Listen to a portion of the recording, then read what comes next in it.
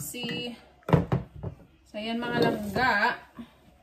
Slice natin sa gitna. Yung may mga lean meat, i-slice natin. Lagyan natin ng seasoning. So, this is how I do chicken dish. This dish was really nice during winter season. So, I got chili oil.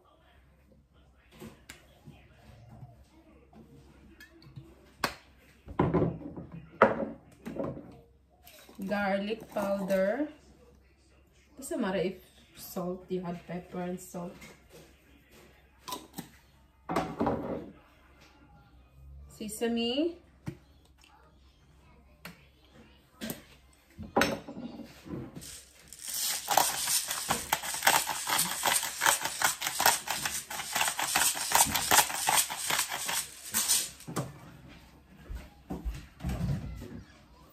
Of course, salt.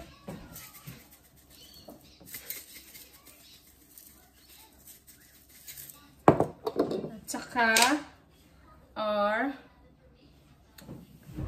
chili and garlic. Ayan. Oopsie. I-rub lang natin yan sila. Pampalasa, guys.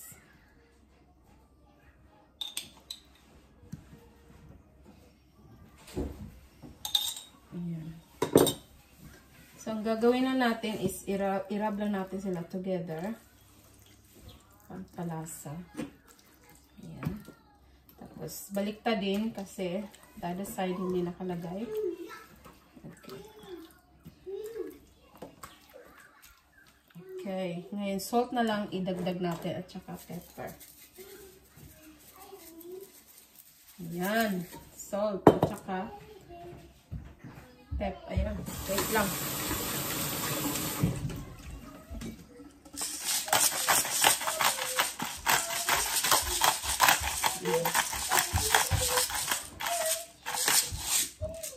Yan, at saka here lutuin natin. Yan. So ito yung aking crock pot. So may laman na yan siya, guys. Nandyan na yung ating, nakita nyo ba? Yan. Nandyan ang ating carrots, onions, at saka celery. Diba? So, ang gagawin ko ngayon ay let that reheat up and then we'll start cooking. At saka, with that chicken dish, walang tomato, 2 can. So, ang gagawin nyo lang ay dagdagan nyo lang ng tubig. Yeah, just add a little bit of water. Yes. Okay, medyo ano na to. Ayan, okay na yan siya. So, nahin natin yung may buto. Ayan, saan yung may buto kami? May buto.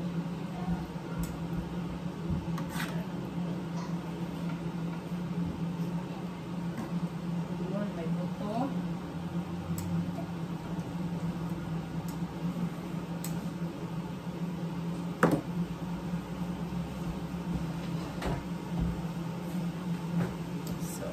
Let's transfer this. So, yun na siya.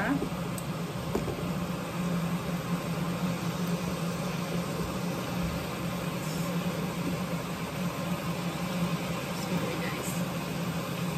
Yan. So, ang gagawin natin is, let's make it brown para maano yung excess na mga fats dyan. Tutunawin muna natin. Ganon. Tapos, yung mga nilagay nating spices, ma-absorb ng manok bago natin ilagay dito.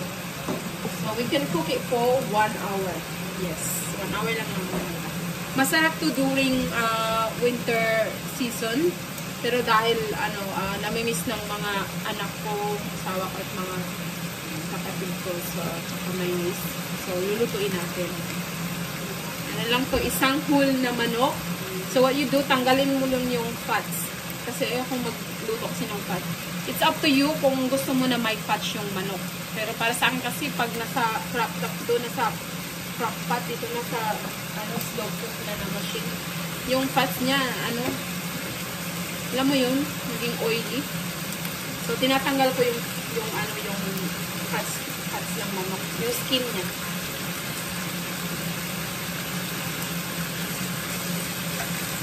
And then, ganunin mo lang. Turn mo lang siya.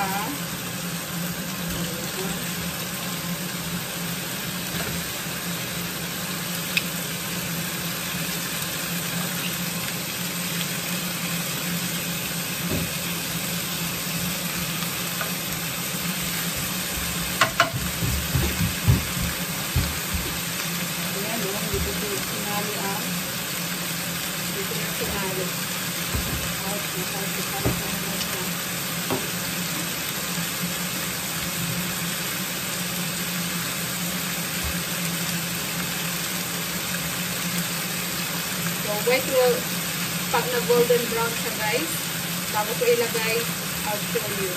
Ay, ito muna. So, ito na siya, guys. Pwede na siyang ilagay sa crock pot. Brown na siya. Ayan, hinuin na natin at ilagay na sa crock pot.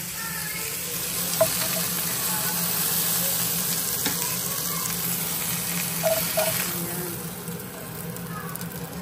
Marami kasi. Isang full chicken to.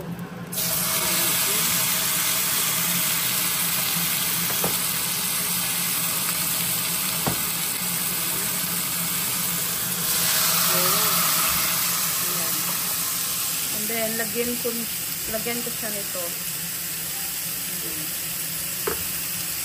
Patayin sa din.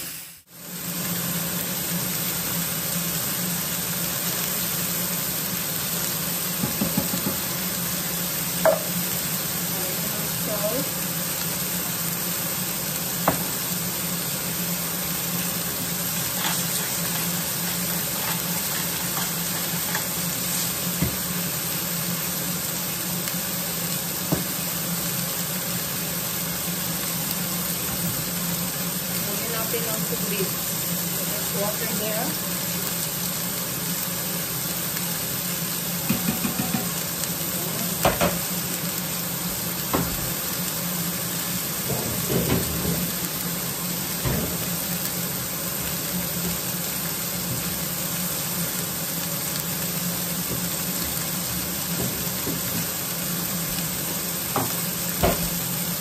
So, mag-cut ulit tayo ng red bell pepper at saka green. Ilagay natin.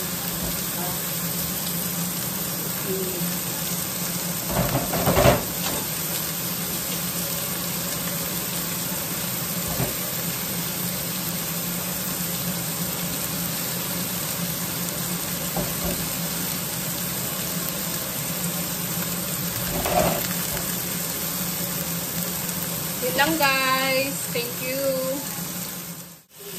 So, ayan mga langga. Nag-cook na yan siya. Ilagay natin. In with the breast. So, ilagay ko yung breast sa last. Kasi walang buto. Then, i-chop lang natin yung gulay. Ito. Ayan, gulay.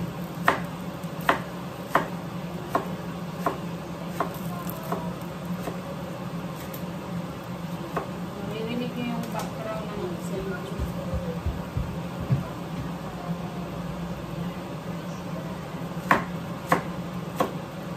Palagyan ko lang ng cup kasi parang wala nang room.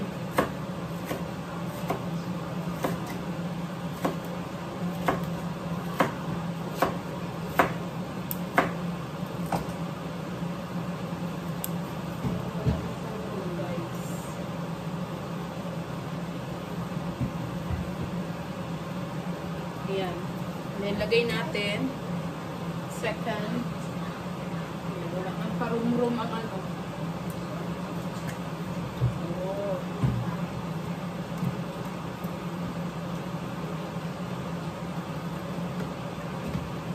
And then, lagyan na natin ng salt. So, sa itaas para pag nagkulo, just mix.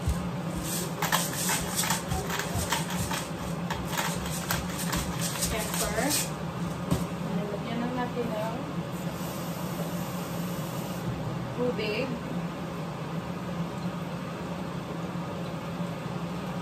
Yun. Chop lang natin ito.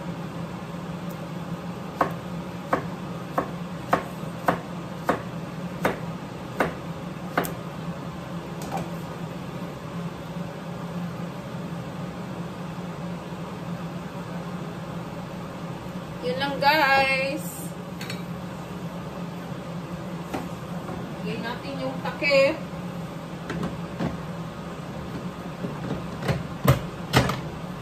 Yun. At saka i-turn lang natin sa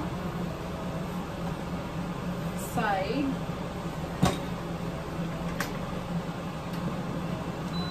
Ayun. Ayun.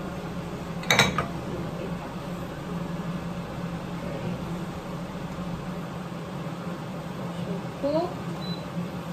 Ayan, dagdagan ko lang hanggang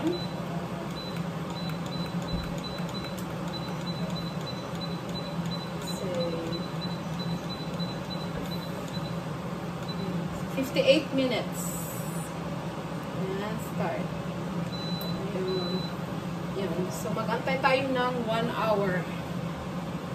57 minutes. Tapos na, yun lang. May ulam ka na afternoon. Bye for now and thank you for watching. Hi guys. Ito na guys. Luto na siya. Nagising ko lang. Ayun. Yan yung chicken dish na may tomato sauce. Ayan. Yun lang. Masarap na masarap yan guys. Salamat sa panonood. Thank you for watching. Yan lang. Bye.